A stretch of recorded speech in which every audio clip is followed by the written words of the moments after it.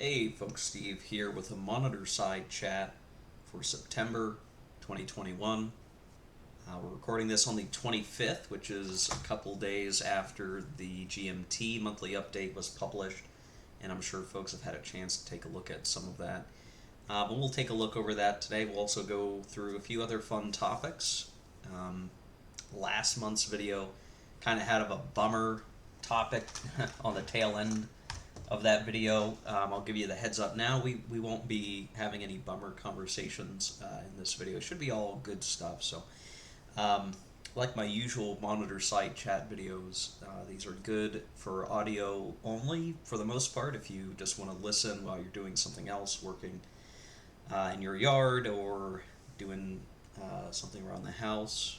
There will be a visual component here, obviously, as I kind of talk through some of the usual stuff and point out a few things. So I think we'll get right into it and talk through some of the latest updates from major publishers. So the GMT monthly update, as usual, is always a highlight here to kind of take a look at what is going on in the GMT space. And what's interesting is I think GMT has kind of gotten to a point where they've got a lot of products in flux, so there's not as much like new stuff being announced on a regular basis, but there is like a metric ton of stuff that is still in the process of being made available, and we'll talk through that. So, Gene's calling out having their weekend at the warehouse, some safety policies in place for that. I'm not sure I'll ever make it to one of those events, but stuff out there for there. And here's kind of what I was alluding to. So GMT is still working through supply chain and shipping challenges, but they've got a lot going on. And really, one thing in particular is that they had their 40-foot container show up with counter trays and some empty boxes. So I think the critical thing to call out here was the counter trays. So I think this is probably not a surprising thing for folks. I'm sure anyone watching this has a decent idea that this is the case, that the GMT, everyone refers to them as GMT counter trays, but they're not manufactured by GMT. But the counter trays that GMT tends to make available through their store are basically the best counter trays you can get for the hobby right now. I mean, they're just solid. The plastic, clear plastic lids over the black plastic container tend to fit very snugly and securely, and the counters remain stable inside the compartments. They're just really great counter trays. And what tends to happen is GMT will get a stock of them, they'll sell out, and then they won't be available for a prolonged amount of time. And I know, people have been kind of waiting around for when there would be counter trays. I even asked GMT myself, and they really weren't sure. But apparently they just got a big old set of them. Now, I for sure jumped on purchasing a bunch of these things, and they're going to probably go quick. So if you're listening to this now and you were not already aware of the counter tray situation and you think you need some, I suggest you go out to the GMT webpage right now and put in some orders. My package is going to arrive like sometime today with my counter trays, and I'm very much looking forward to it because I have a lot of games that really need to be organized into trays, and I've instead organized them with baggies, and that is just not the right way to go for some of the games that I'm talking about. This is largely OCS games where I have things organized into baggies by what way I will organize them once I get the counter trays.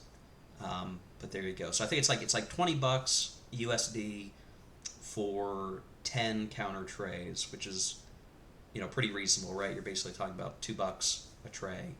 And I wasn't sure if there was a limit on how much you could order, so I ordered a fair number. And I what kind of guidance to be given there, I'm not sure. Where you figure you're going to buy what you need.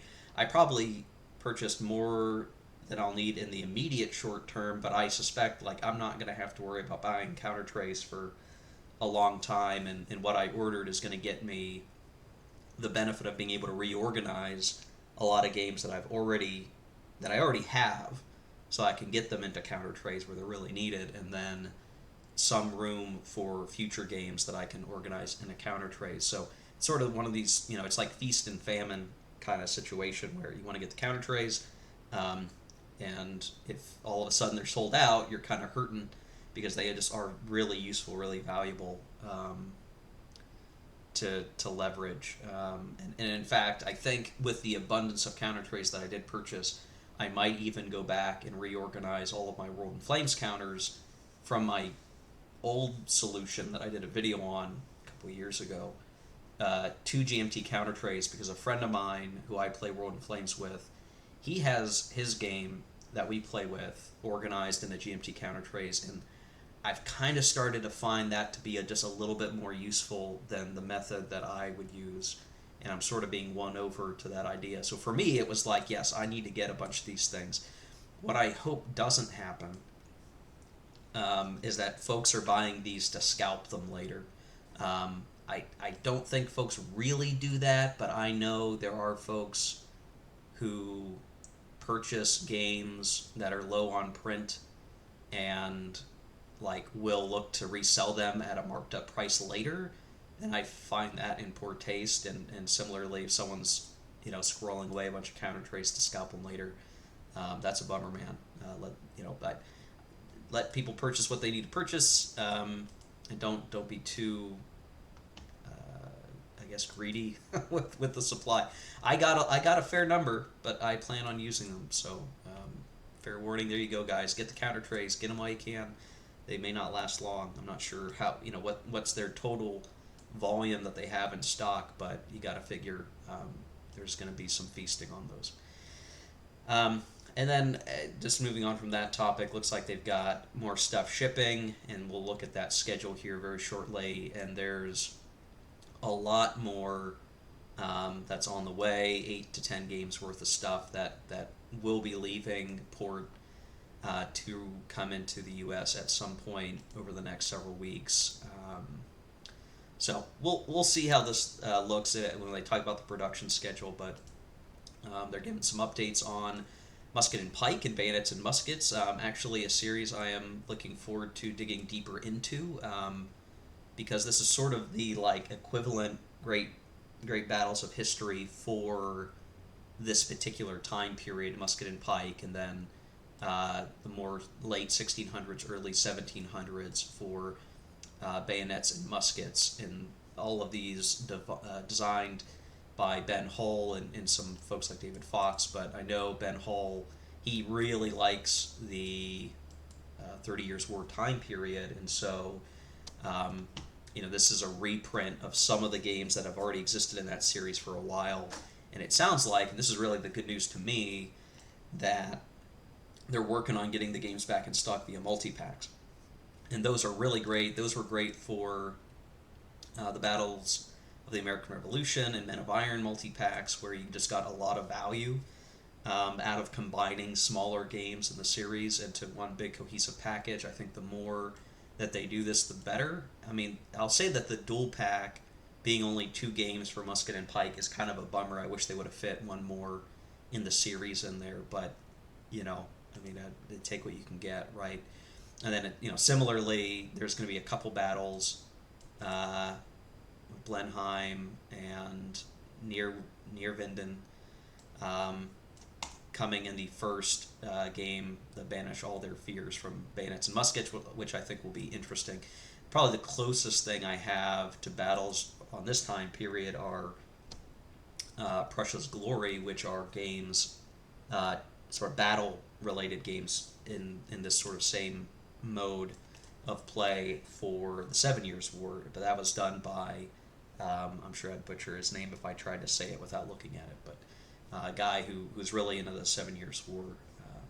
So having battle games covering famous battles of particular wars in that specific format is pretty cool. So I look forward to getting these at some point and playing them on camera, but we'll see where we get with that. A few other things they're covering, talking about Mr. President, some tweaks to the retail price. Looks like it's going up. That's not a game I was thinking of getting, so if you were, I guess that's something to consider. Not sure if that's really an issue for folks. And then they're going to call out 2 new P500s, which they'll show further down. We'll cover that here in a minute. Frank Chadwick's ETO series update. This is still creeping along. I've expressed in the past my concern that all the effort being put in to try to get the entire game series sort of developed before publishing puts a lot of eggs in one basket to kind of see what happens with the publication. But I do like what I've played of the ETO series. I have played Thunder in the East, and I had a good time with it. So this thing's still baking, and it'll be interesting to see how they decide to follow through with publishing the other modules. I think the first thing I'm waiting for is the Thunder in the East upgrade kit to bring it up to date with additional cards and units and different things that are needed at this point. But still waiting. Not sure when this is going to see the light of day. We've got the Vietnam box backing. So I think this is a really good summary of kind of what's coming in this package, and we'll look at the production schedule again and just kind of see where things are at. You can tell, the project's basically finalized. We're basically just waiting for the production of the game to be complete for shipping. And they're calling out that it's a 2-player game. You could probably play it with more people if you really wanted to. 2 through 100+ hours, because if you want to play the campaign game, that's going to take a very long time, fairly high complexity, very low solitaire ability, which is going to be hard if I ever decide to cover this on the channel. There really will be some challenges with trying to play it solitaire, but that's part and parcel to the situation, the history of the game. You kind of see the map layout a little bit, looking like 1, 2, 3, with one map offset a little bit. Try to figure out how you're going to fit this on your game table. I do like the map art. It looks like a nice improvement, and they've had that map art available as a preview for quite a while. You can see the counters. Counters are looking nice. The NATO symbol is offset to the left a little bit, it looks like. Or at least that's how it appears to me. It might be a optical illusion or something because of the text left of the NATO symbol, but kind of interesting for that reason, I guess. But looking good. The GMT1 stuff, I'm not really paying attention a whole lot to the developments in the GMT1 space. I'm looking forward to getting the CDG solo materials, the stuff that Stuka Joe has developed, and I have experimented with in the past, and I'm just waiting for the nice kits that they're putting together. You don't necessarily need to wait for that to try out that system if you've ever heard of it or are interested in it. But having the nicely produced components, it's just a plus for the experience. Looking for playtesters for a few other projects. And they've got some Tabletop Simulator updates. Now, for those who are unfamiliar, Tabletop Simulator, it's something you can get on Steam, if you're familiar with Steam, to purchase. And it's not terribly expensive. But they are seeing Tabletop Simulator modules for games, and you could kind of think of it as like Vassal on a different set of steroids or something. Like it's hard to describe Tabletop Simulator, but you basically are an entity in a virtual game space, and you're able to pick up physical components that are replicated in this virtual space, and you can play the board game. But you still need to know the rules. You need to play by the rules. It's like Vassal. There's not like an automation, a full rules automation component. You know, there might be some macros that allow you to do certain game functions quickly, but you still have to play by the rules. But knowing that they're getting more and more modules out, it's kind of interesting. If you prefer Tabletop Simulator to Vassal, then I think you have a lot of things to look forward to. But to me, I still probably prefer Vassal because it's just the barrier to entry, I think, is lower for Vassal to me. I've played games in Tabletop Simulator, but I think for war games at least, I prefer Vassal. But I usually just use Vassal to mess around on my own and not for actual play by email or um, real time play. So my opinion's a little biased in that and may not match your experience. Again, the counter trays, just curious to see if they're going to say they're out of stock. It looks like they're still in stock. So again, you get 10 for $20. Really great counter trays. So there you go. Again, if I purchased a fair number of these, but I'm looking forward to using them. I got a lot of organization to do. And then I'm going to skip over a lot of the other material, right? I don't want to just read this to you guys. Just want to call out the stuff that I think is really interesting here. They've got a game, very odd to me. I don't know what to make of it. It's part of the Irregular Conflict series. Models the rich history of the South Bronx from 1940 to 2000s. It is a competitive economic city builder with collective loss conditions. You can play the public, private, and community to save the city from the brink of bankruptcy and protect the Bronx's vulnerable population throughout this tumultuous period, while also working to achieve conflicting objectives. This is one of these weird things. It's by non-breaking space, which I don't know. I think that's a reference to like inserting a non-breaking space in a word processor. This must be a pseudonym. I'm not sure what to think. I don't think it would be wrong to say that this is some sort of Euro game. I mean, even if it is, Irregular Conflict, it's a simulation of a conflict. I don't know that I would refer to it necessarily as a war game, and it looks much more Euro-ish.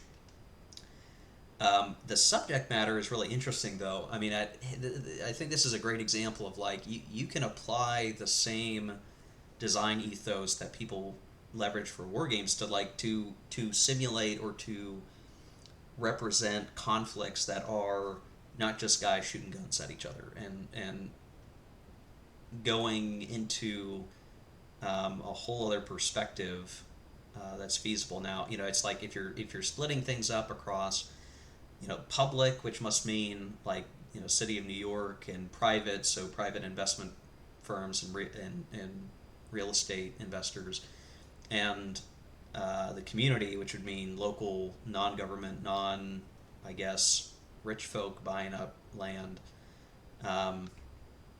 It's kind of an interesting, divergence of goals. I don't know. It's like I don't know that I'm interested in this game or not. Like it's very intriguing. I don't know that this is something I would like if I'm going to spend time gaming. I don't know if this is the subject that I want to put my time into, but it is interesting, and it makes me, curious to see what comes next out of this series of Irregular Conflicts. Third game, the Irregular Conflict series, and I know that there's a number of other, or the two other games. This was these two, which are definitely different sort of topics. So who knows what else will come out of the pipeline here. It is interesting, but it's hard to know what to make of it. The other game they announced in their P500 was Inferno, this being the third game in the Levy and Campaign series. Now, this is really hard for me to put commentary on because I have not I've not played the one Levy and Campaign game that I have. I have Nevsky. I did an unboxing video for it a long time ago, and for whatever reason, it's just a game that's getting out prioritized. And I don't know if I like the series or not, because I haven't really played it. And already the game's on its third, the series is on its third game.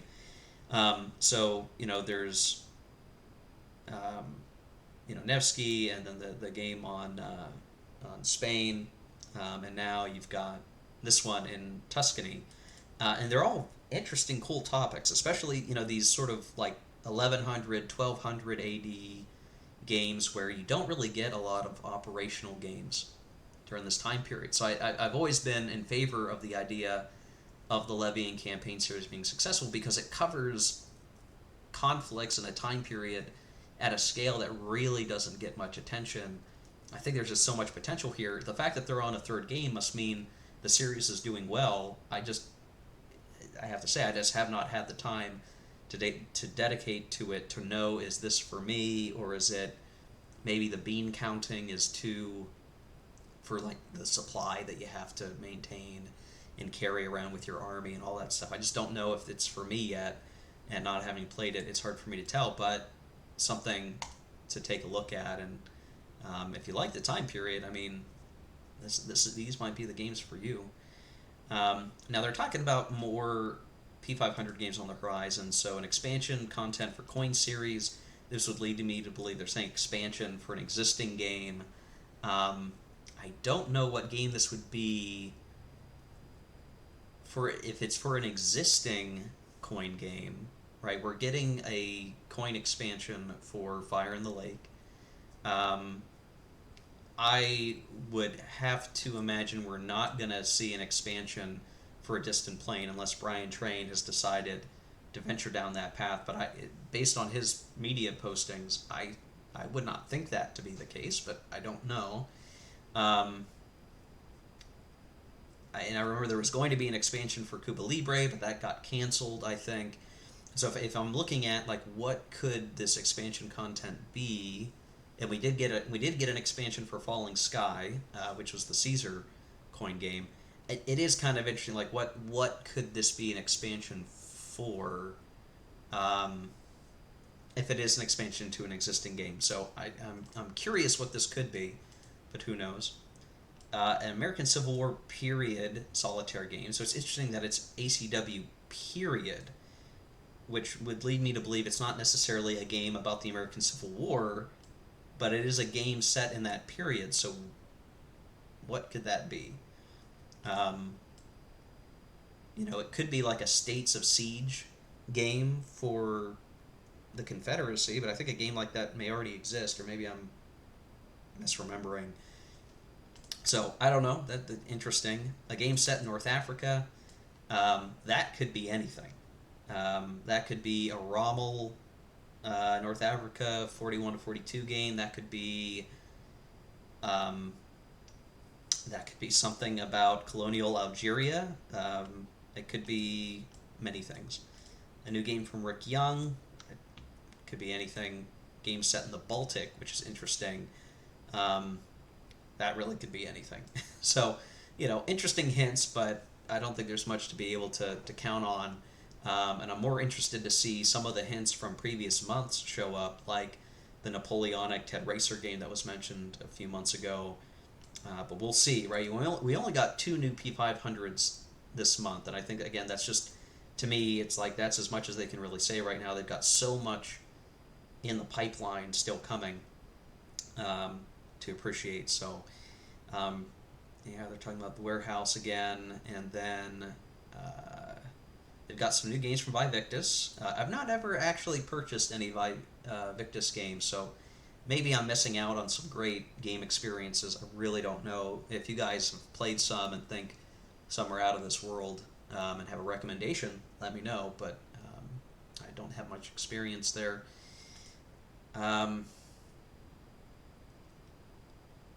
Punched Magazine issue 3. Admittedly, I have never checked out Punched Magazine. You see, there's cool GMT content among other interesting articles. This is a free online publication, so I guess the barrier to entry is very low. I should just go check it out, but I've not done that yet. Maybe that's what I'll do when I'm done recording this video. How to play tutorial for 1960. This is some stuff that I think folks are probably familiar with. I think the big things I'm looking at is, as always, the shipping schedule. So the next batch of stuff that are going to be coming up over the next couple of weeks will be Absolute War, which is an East Front game. I have enough East Front games. I probably won't be getting that one, just not because I think it won't be a good game, but I have enough at this point. MBT, I have the first printing. that I have never played and have a hard time finding time to play. Normandy 44 is coming. That's a great thing for folks who like Mark Simonich's series. There's the Panzer stuff, a few other expansions for tank and air-based games. So nothing that I've got coming, so I get a little bit of relief on charging my credit card. The production outlook is really what I want to hone in on a little bit. This is the stuff that they just got. We mentioned that earlier. So here's the stuff that's at the printer. We have that Spain game for the Levian campaign. I'll more of it. For those who are into the Barbarossa series, you're gonna be able to get AGC 2nd edition coming up. Conquest and Consequence I've got coming.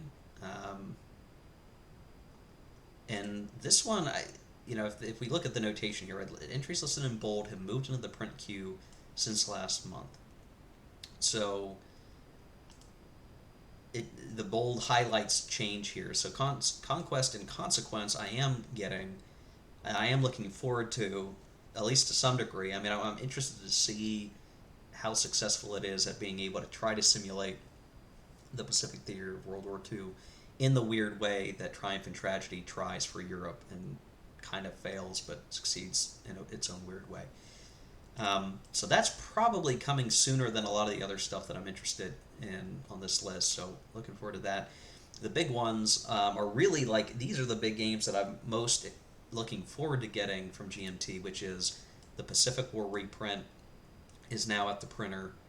The U.S. Civil War second printing is at the printer, which is relevant for me because I'm getting an update kit.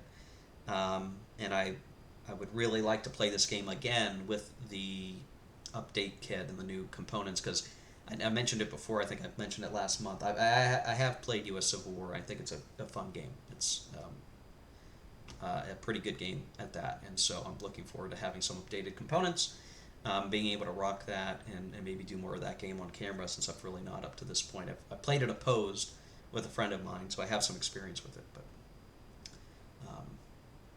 so there's that, and then we've got the Vietnam reprint that is at the printer, and based on the previews that we talked about earlier, that's ready to go, right? We just have to wait for it to get published. Everything else on here, there's cool stuff, but stuff that I'm not especially excited about or interested in, just because I either already have a game being reprinted or it's just a game I don't feel particularly attached to. There are some things that they've got in the near-term pipeline.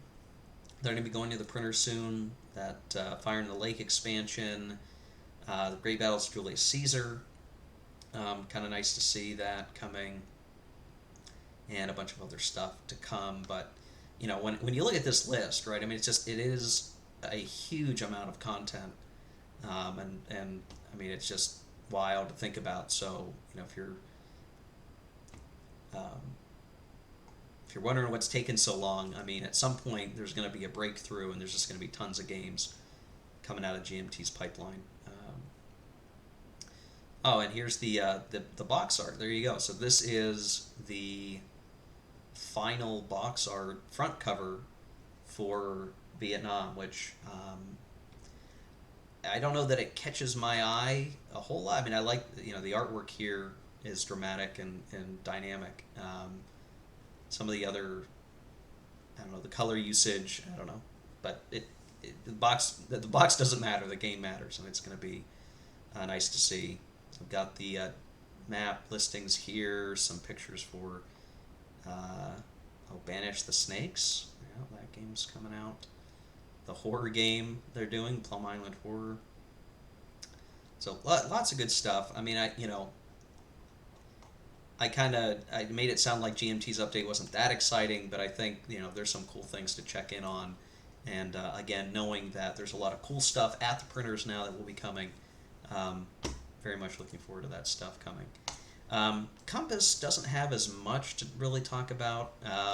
The one thing that I'm it's just one of those bummer things. Like, they've got stuff that is recent that is coming out.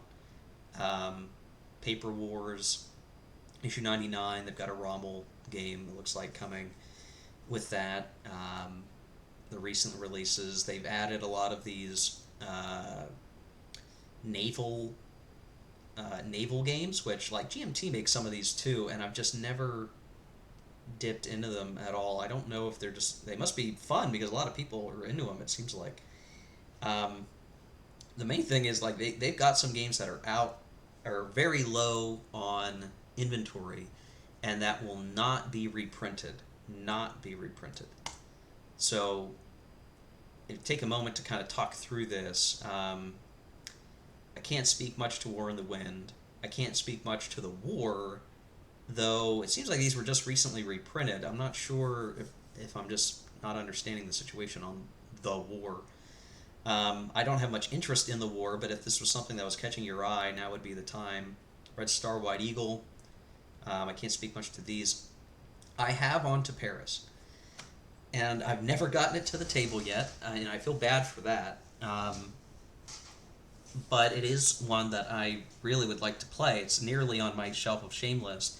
And what's going to be sad is by the time I do any videos on this game, it's probably going to be sold out. So I can't tell you if it's good because I haven't played it yet. The components are fine. I mean, it you know, that much is good.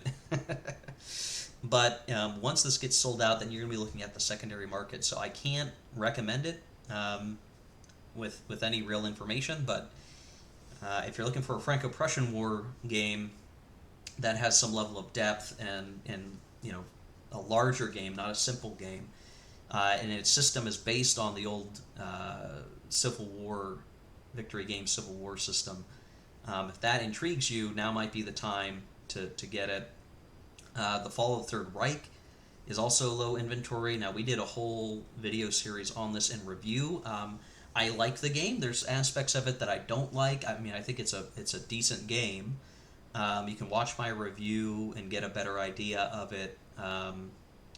But the stock is low, so if you're wavering, this might be the thing that tips you into getting it while you can. Empires and Alliances, which is sort of Guns of August remake, is low. I never picked this up, mostly because based on my own research, it wasn't going to do anything for me that wasn't already being done in some other strategic level World War I game that I had, so I did not bother to go for it. But, if you're wanting to try it, there you go. And then the World in Flames Blitz, A World in Conflict. I do have this. I actually, in terms of my shelf of shame, like I put money into like enhancing my copy, and there's a lot I'd like to do with showing this game on camera. This is going to be another problem of the game's availability is going to dry up faster than I can get to this game on camera. So if you've been on the fence or you're interested in getting it again, I think there's a good opportunity to pick it up. Or else you're looking at the secondary market, which can be fickle at times. So there you go. And it's a real bummer when they say not be reprinted, because what this basically means is like once it's gone, it's gone. They do not have plans to do a sort of like P500, because according to Compass, based on some social media postings of theirs, they will not do a pre-order unless they are committed to publishing a game.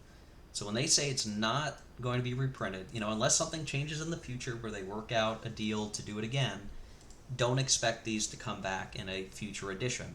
The only exception might be if there's a sequel game to it, and then it's similar, but it's still not the same game. So there's a game called On to Vienna that's being developed that is about the 1866 7 Weeks War,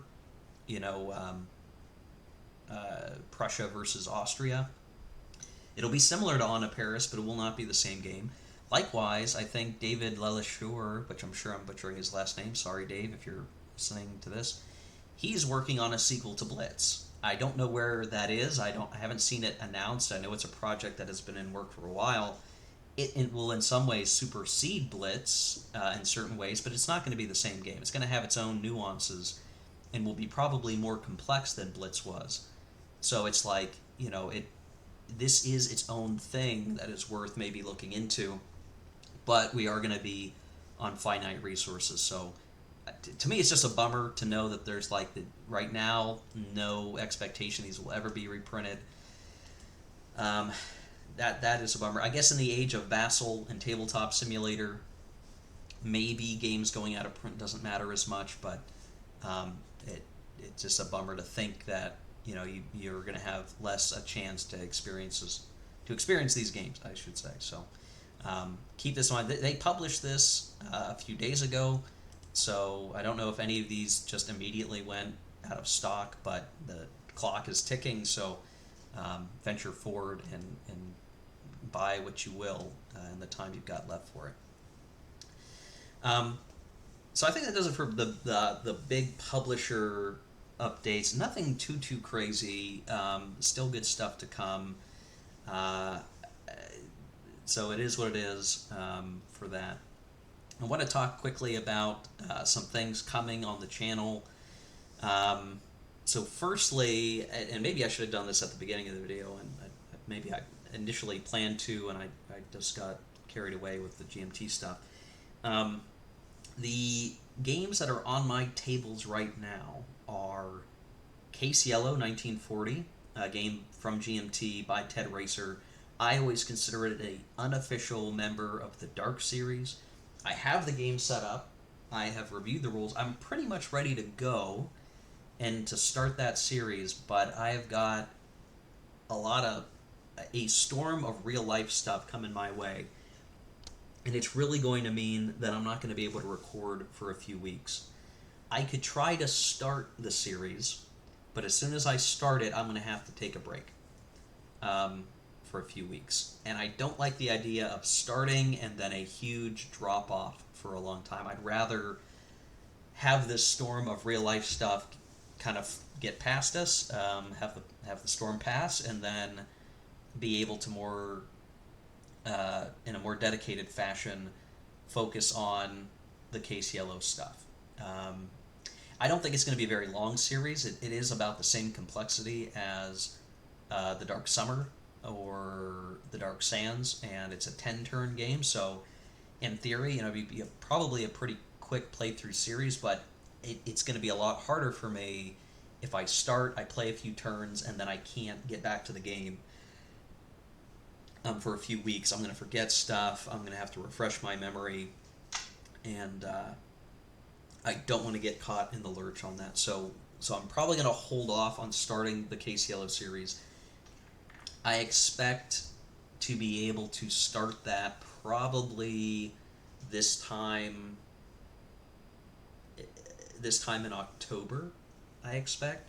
It's really going to come down to how those real life things go, and it's just busy. It is what it is, and I need to focus on certain things going on, and once those things are done, I'll have some free time back to dedicate to recording. So that's the plan. When I get back into the right mode of operation, we'll do Case Yellow. I also have the first OCS game that we're really going to cover in any amount of detail partially set up. I have the map out, I have the components a little bit organized, and that is Reluctant Enemies, which is the sort of Syrian, Eastern Mediterranean game in the OCS system. That's a good starter game, is my understanding.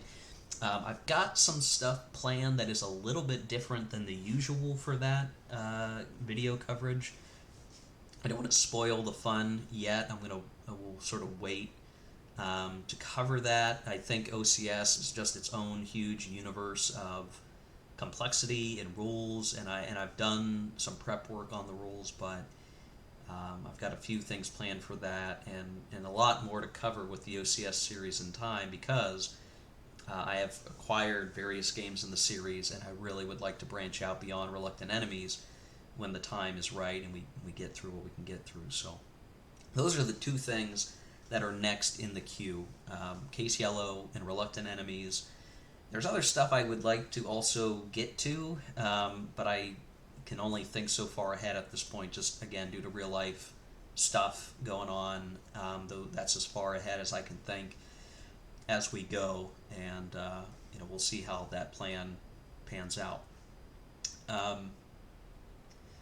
Next thing I wanted to talk through was the state of the game called Nations in Arms, Valmy to Waterloo. So this is a game I picked up a while ago, back in 2019, when Compass did a restock of this with the new rulebook. I played it at a convention in a very abrupt, staggered way, but I had fun with it when I did, and I really wanted to return to the game and do a lot more actually on camera so you guys can see it. And we've just not been able to do that, but what's interesting is that a user by the name of Banania, and I don't know if that's how it's intended to be pronounced, but there you go, did a rewrite. Now, I'm going to just call out that there is a... Okay, this is going to be where it's complicated. The original rules from 2012 were not so great, and they were rewritten by a user named Delirium EU. I think his name is Bjorn. He rewrote the rules and published that rewrite as version 1.42. This is an independent rewrite, and the folks who were dedicated to this game from 2012 on focused on using this rule set. But what Bjorn had done was added a lot more text to the rules, trying to clarify them, technically modified the rules a little bit in some places, which isn't necessarily a bad thing, but was basically creating a forked rule set. You know, you were either going to play with the rules as written from 2012, or you were going to use Bjorn's rewrite. Then in 2019, what happened was Compass created their own updated rules for 2019 that superseded the 2012 rules, but were not quite the same as Bjorn's rules. And so, in continuing that forked metaphor, like in, I don't know if you're computer programming, you fork the code and different development paths. You know, then there was a question, okay, are you going to use the 2019 rules from Compass Games from 2019, or were you going to use Bjorn's rules? Now, I'll say the 2019 rules for the restock were an improvement over the 2012 rules, but there was sort of like a different, like it was hard to say if it was better or worse than Bjorn's rules. I think Bjorn's rules had a lot of more clarity, and there were still some issues with the 2019 rules. And you just had to pick one. If you're going to play, you just had to pick one. Pick one and go for it. And what's funny is that Banania has rewritten the 2019 rules. So in some ways, there's like a fork of a fork. You basically have 3 different rule sets to pick from if you really wanted to. And that's probably overstating it. It's not entirely different rule sets. But you're probably, if you're going to play this game, you should probably pick a PDF, a set of rules, and you and all your buddies, if you're going to play this with friends, should pick one and stick with it before, to read up on the rules before you actually try to play the game. Now, I'll say, out of the available rules, I am at the point where when I do coverage of this game on camera, I will use the Banania rewrite of the 2019 rules. Banania did a really great job with this. So first of all, it is available out on Board Game Geek. As he says here, it's the same official rules, but reorganized with corrected wording makes the game workable. In addition, what some of the benefit of this is, and this was the original thread where Banania kind of talked through it, is there is a French forum, French Wargaming Forum Strategicon, where Banania was communicating with the original designer of the game, Stanislaw. I'm sure I'm not pronouncing that name correctly, and getting answers because Banania can speak French and English, and he could translate, and he could understand the designer's answers. He could ask the questions in French and get clear answers and translate that into English fairly well. And so, you can see the things he's changed. He's integrated things a little bit better. He's leveraged the clarifications from the designer himself into the cleaning up of the rules. And so not only do you have the benefits of all that, but NiA worked really hard to make this PDF really useful. We've got hyperlinks for the different pages and sections. In line, he's got things with what is considered official errata in red, so things derived from official errata and answers from the designer, exceptions in gold, optional rules in this yellow background, examples. And so rather than have this being like a Word doc that is like an attempt to get things in order, NiA went to, I have to imagine, some level of pain and suffering to make this PDF a really high quality production, where it's making use of pictures like the original rules, but the inline changes help make the rules in aggregate a cohesive and more clear rule set without adding any rules like Bjorn's did. And it's not to say that that's a bad thing for Bjorn's rules, but I think it helps that if you're trying to read the 2019 rules and you still found fault with them, I think Banania's light rewrite and professional production PDF, like professional quality PDF, just ends up being very, very useful and a great way to play the game with the needed clarifications and adjustments. Now, I've not put this through its paces to say it's perfect, but I've read through these rules cover to cover a couple times over now, and I think it is probably the best rule set to use at this point if I were to play this game, whether solitaire or with other people. And in this single PDF, NiA also included all the content from the playbook, the 2019 playbook with errata. So all of the scenarios are included in here. Again, handy dandy hyperlinked markers for the different sections, and you can see with the various bits of errata clarifications included. So you could end up, and this is what I did, which is maybe, I'm just the kind of guy who will do such a thing. You could just use this PDF and use this as your definitive source of information, which is great.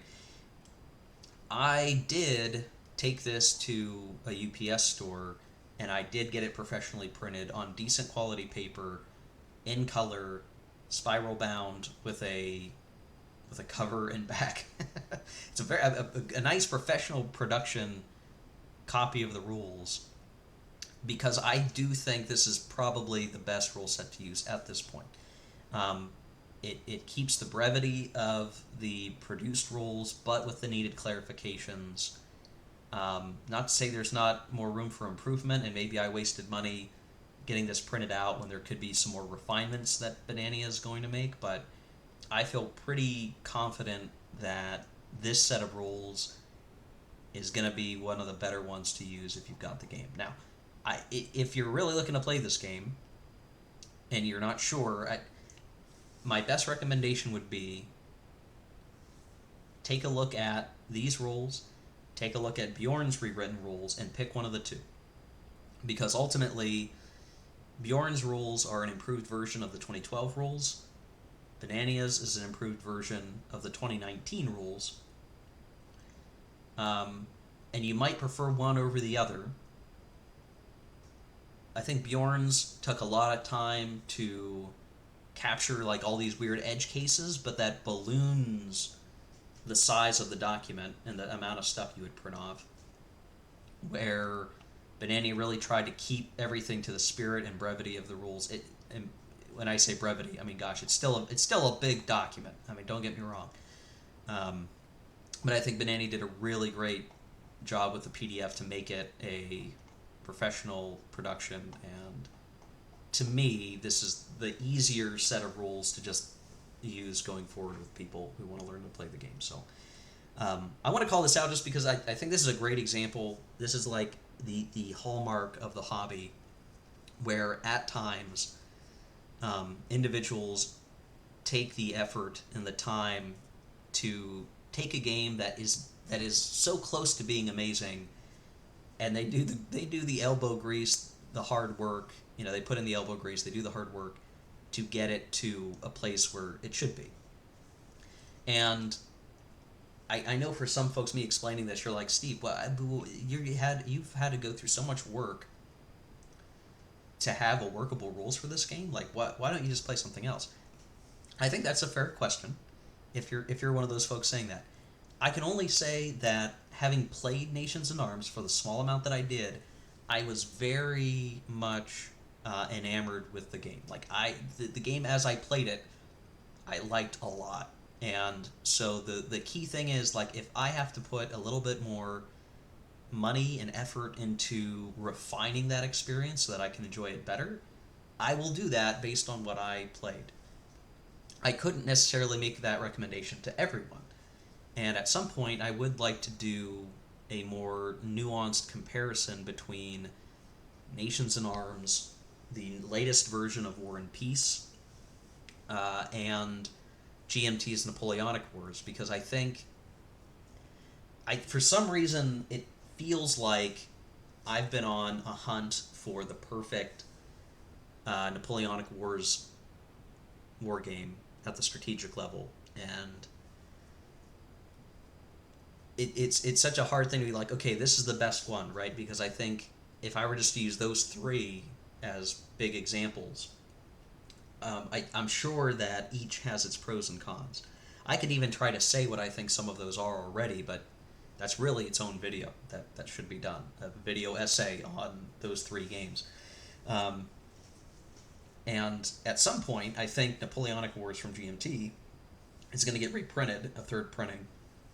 I don't know when. It's just it's been a rumor that's been around for a long time that they're going to look to do that. And I think that'd be really great. I would definitely buy a third printing to supplement / replace my second edition of that game. And Napoleonic Wars is a fun game. It's a fun strategic level Napoleonic game that is a multiplayer card-driven game. It has its own weird things, but it is definitely a strong game. I think this game is a very strong game, but its weakness is, if you want to see its full potential, you've got to put some time and effort in, which not everyone's going to want to do. And War and Peace, the 5th edition that came out a few years ago, had a lot of errata issues with it.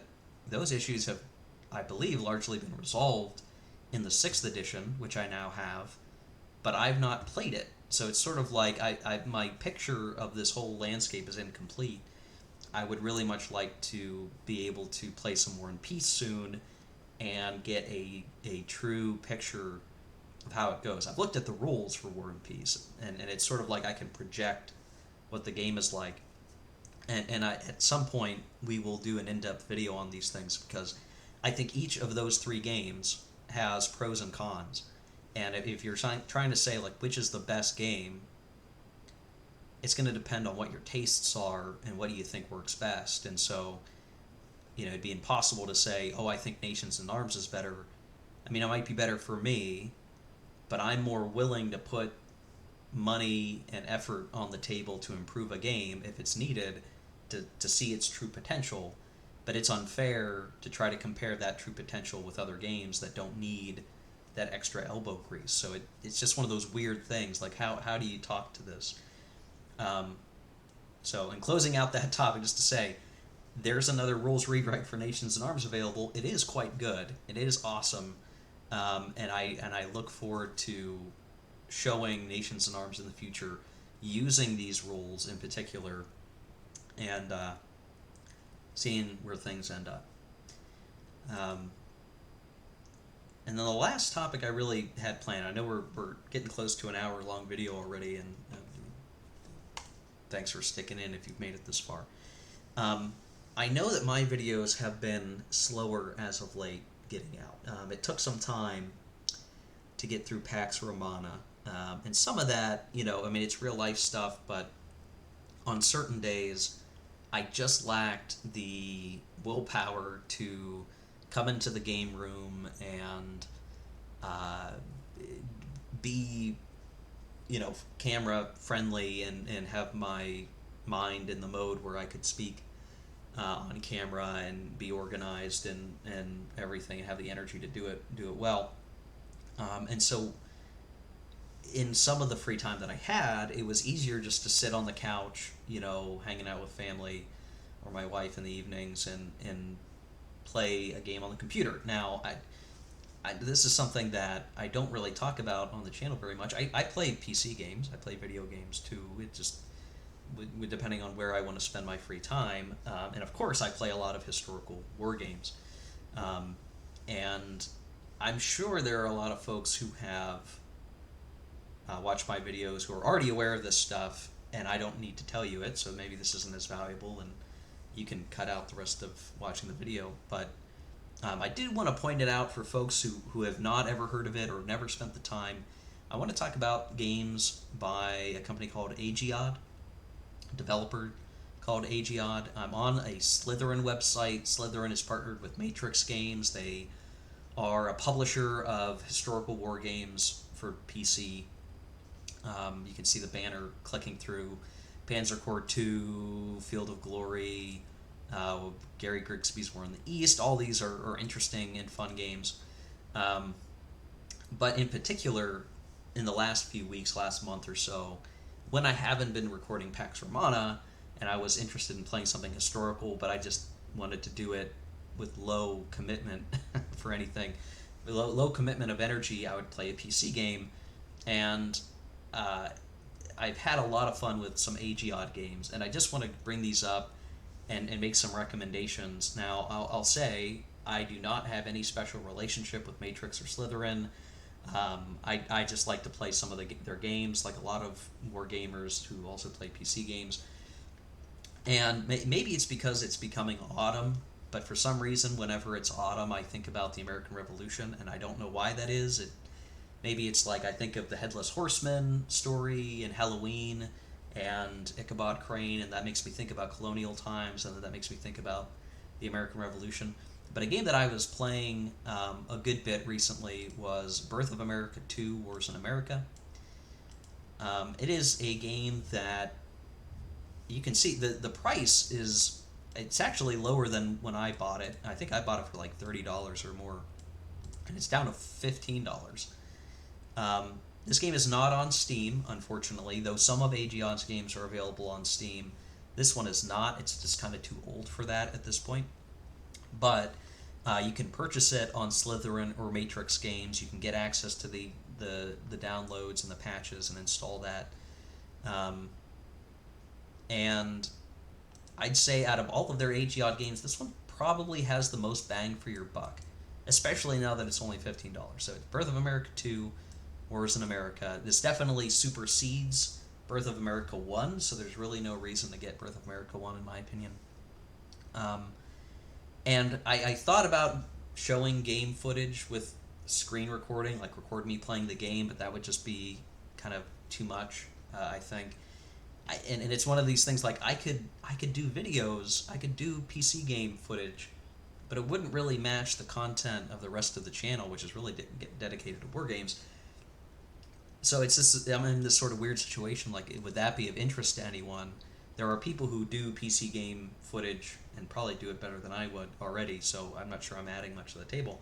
If I ever did, then I'm thinking maybe I need to start a different channel dedicated to PC games so that the folks who don't care about PC games and just want to see, physical board game war games can just watch the original channel, but the original channel has my name on it, so I should rename my channels to be Steve's War Game channel and Steve's PC game channel or something. I mean, there's kind of this whole rabbit hole that we could venture down, but I figure in lieu of that for now, I could at least just talk about some games that are cool, and I think Birth of America 2, Wars in America, however you want to read the title here, is a great one to play and to start with, and I just think it's a really great game. I've had a lot of fun with it in the last few weeks, it's a game that I've actually had for a long time, and I've played off and on for a while. The last time I really played it was like 2, 3, or 4 years ago, and this game covers 1750 to 1815, which means you basically have French and Indian War as a major campaign game, you have the American Revolution as a major campaign game, and you have the War of 1812 as a major campaign game. And part of the reason why this one in particular provides so much bang for your buck is that it also includes a bunch of smaller scoped scenarios than a campaign game in each of those wars. So you can play a slice of French and Indian War, but the main campaign's the big draw for that. You can play a number of different slices of the American Revolution and a campaign game of the American Revolution at different time frames. You can start in 1775, you can start in 1776, 1777, I think there's a scenario for Yorktown. And there's just a lot of different scenarios that you can play. And then the same thing with 1812, though there's fewer scenarios for 1812. So you just have a lot of different options with this game. Now, AGEOD has a lot of games that use more or less the same engine that cover a ton of other topics. They've got Alia Iacta S, which covers a bunch of Roman Civil War games. It's very similar. It's similar in terms of the basic interface, but the types of things that you're doing are obviously different. And what's really fun is if you understand the basic way that the game engine works, the AGEOD engine, the original Age engine, I should say,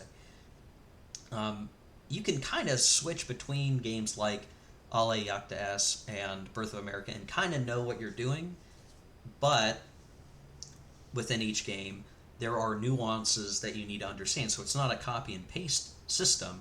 There are things you need to keep in mind for each. You have to kind of read the manual, you need to understand how things work. But they've got games on the 7 Years' War, Rise of Prussia. They've got a Victorian era Civ builder almost game, Pride of Nations. They've got this is the older Napoleonic game, Napoleon's Campaigns, but they have Wars of Napoleon, which is the newer one. They've got one on the American Civil War. They actually have a couple. Civil War II is the latest one. They've got the Spanish Civil War, which is interesting because this is the one with the latest, I guess, in like chronological order. So the fact that you're just on the cusp of World War II technology being represented in the system, I don't know how well that really works. I'm not as familiar with a spawn in 1936, but basically, if you have a historical topic that you're really interested in, there's a possibility that AGEOD has a game in their system covering it. To End All Wars, that's a World War I game. Wars of Succession, that is Spanish, a War of Spanish Succession. Field of Glory Empires is a newer game. It is on a different engine. It plays quite differently from the older AGEOD games, so there's sort of a cutoff in terms of whether these games are all similar to one another or not. So anything before Field of Glory Empires are in the same family of game types, and kind of show what that really looks like. And I'll use this screenshot of Ale Iacta S to describe it. You will have stacks of units. They will be represented either as separate stand-ups, 2D stand-ups here on screen, but you could have multiple in the same area, and they're organized into these tabs here in the interface. And I know that the screenshot is probably not very helpful because it's kind of far away, and not a huge in size. But you think of it like a stack of counters, right? So in this space where the cursor is, there's some information that you would be able to read if it was higher resolution. A summary of the information that's down here, and you would basically have a leader, and the leader is going to have attributes like a lot of war games. You're going to have some legions. That's what these markers are. My recollection from the game, these symbolize legions. You see the eagle. Looks like they've got some light infantry and then some cavalry forces here as well. So if you think of like each square, that's like a counter, but like a PC game, there's a lot of other numbers under the hood. things like strength of numbers in that unit, their cohesion, how organized they are, and things like marching for long periods of time will drain cohesion.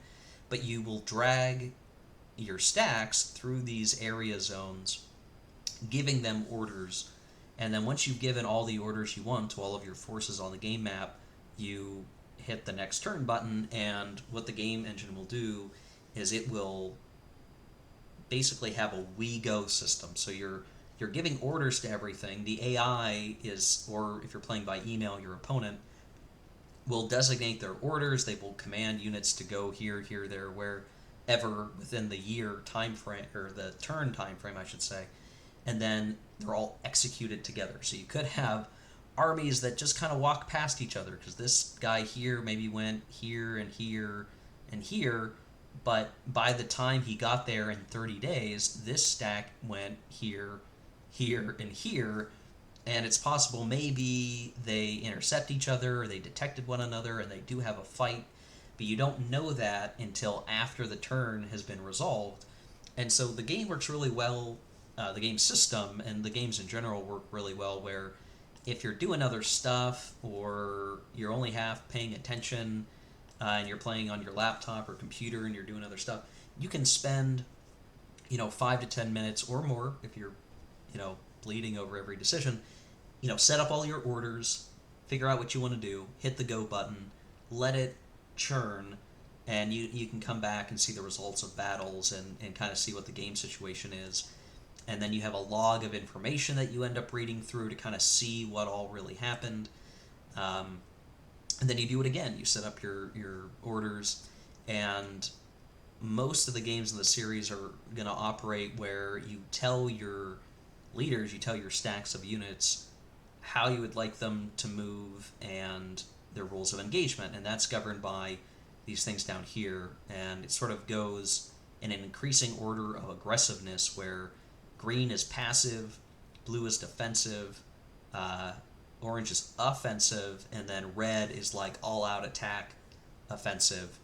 And you combine the two columns here. So you can, for instance, choose to be in an offensive stance, but you choose the green second column option, which is basically the equivalent of a feint attack, where you're saying, I want you to be offensive, I want you to go start a fight, but I want you to retreat as soon as possible once that fight has started.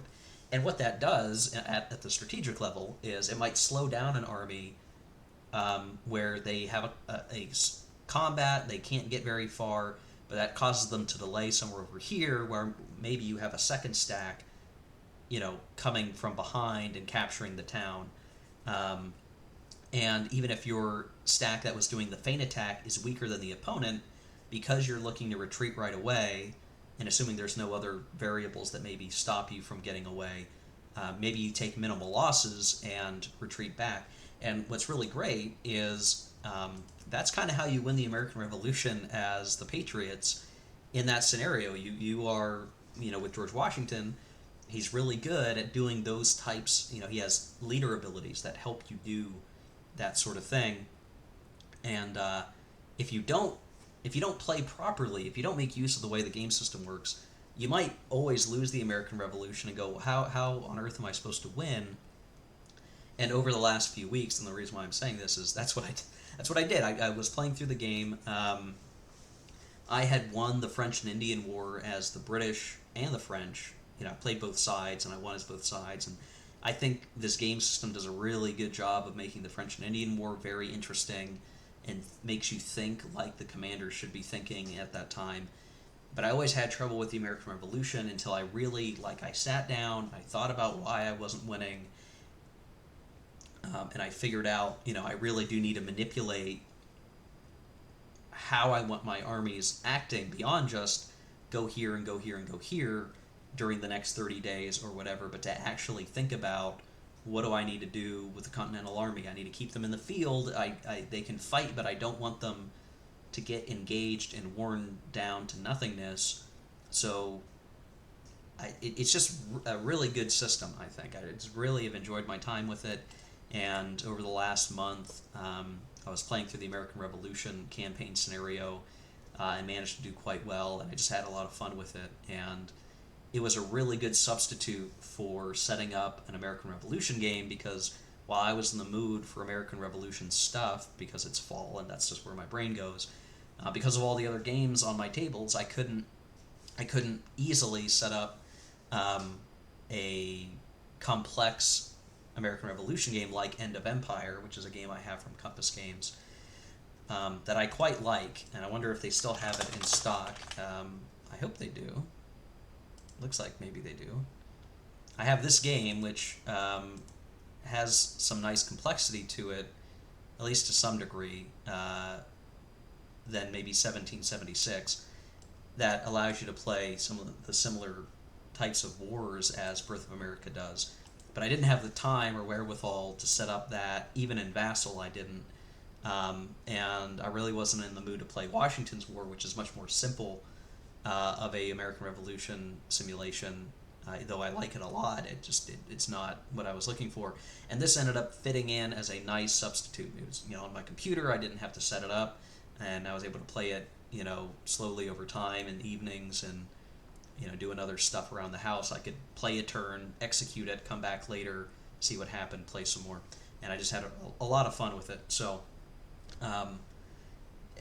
maybe someday we'll talk about this game more. Maybe I'll set up a different channel to talk about PC games, in which case we would talk a lot more about AGEOD games. There's obviously a lot of other games from Slytherin Matrix games that fulfill similar types of,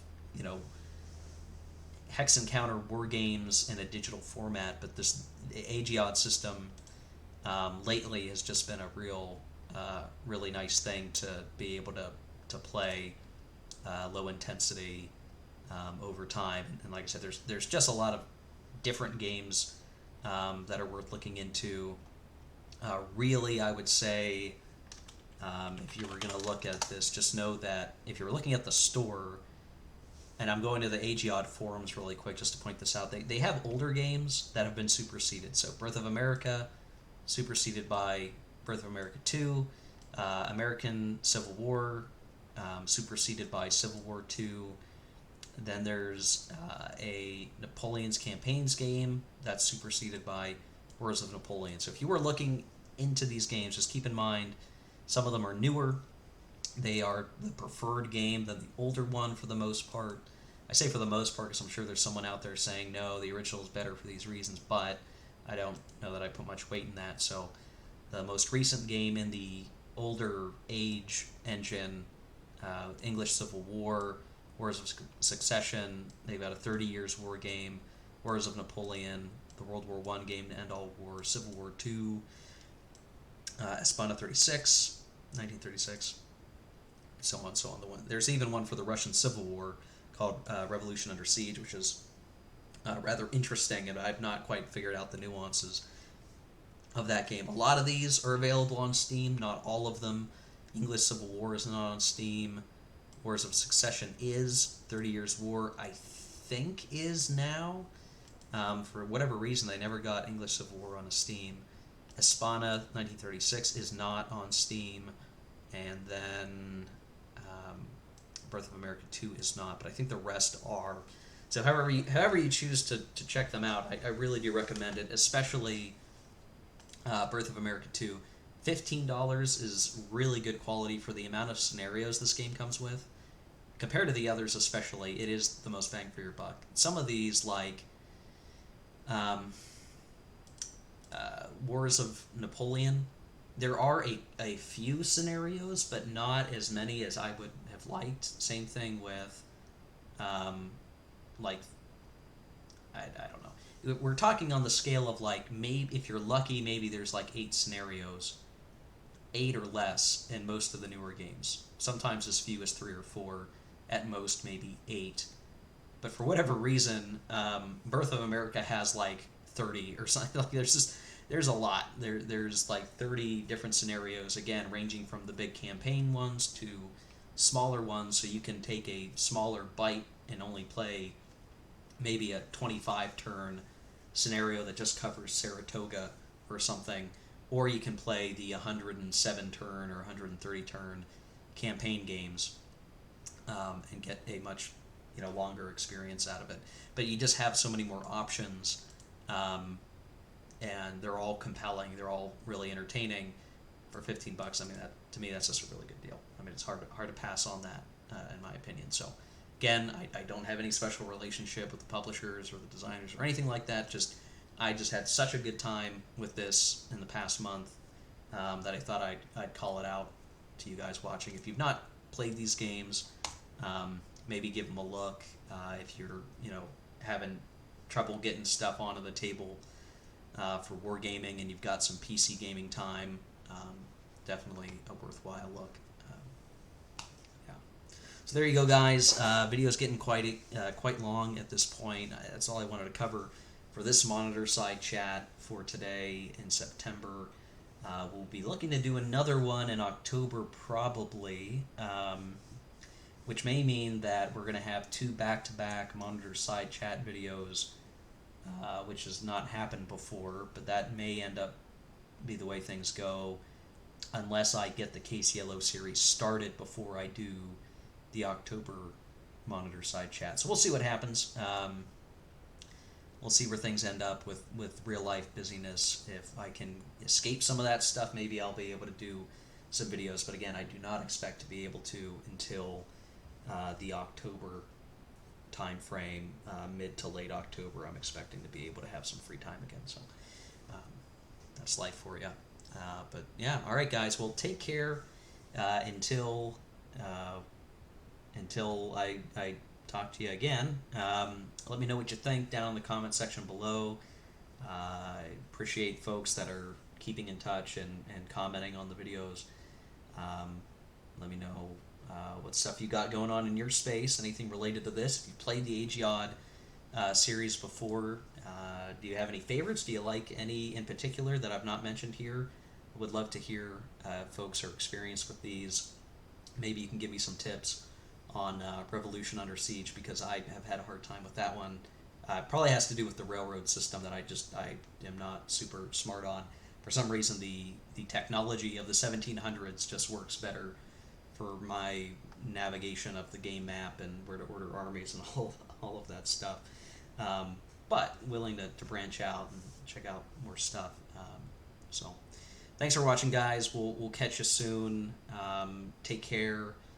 Keep on gaming.